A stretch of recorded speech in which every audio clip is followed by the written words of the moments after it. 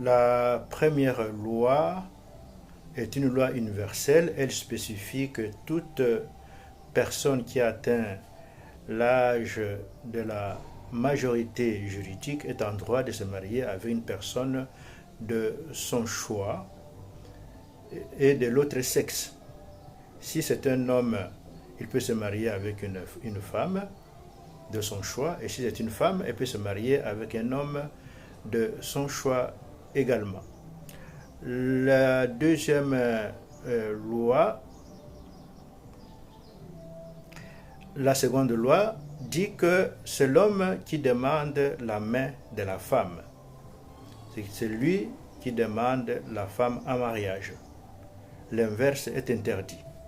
Soit dit en passant, les interdits ou les lois négatives chez les Bayansi et généralement en Afrique sont des outils pédagogiques pour bien assimiler la loi et pour bien l'appliquer. La troisième loi dit ici, on se marie en dehors de son clan. Ceci ne souffre d'aucune exception. Cette loi a aussi son interdit ou sa loi négative qui dit qu'il est interdit de se marier dans son clan. La notion de clan chez les Bayansi est étendue.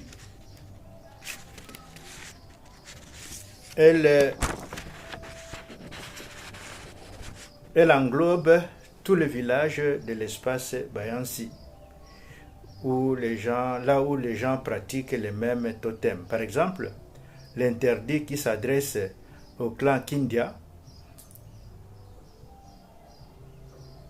se rapporte à tous les autres villages où il y a les clans du même nom sur l'ensemble du territoire Bayansi, qui est aussi vaste que la Belgique en Europe ou le Rwanda en Afrique, c'est-à-dire un territoire de 26 000 km², donc un territoire immense où s'applique cette loi qui est la loi de l'exogamie ou le mariage en dehors de son clan. La loi de l'exogamie interdit formellement l'endogamie ou le mariage au sein du même clan. C'est-à-dire que le mariage entre les frères et sœurs est strictement interdit.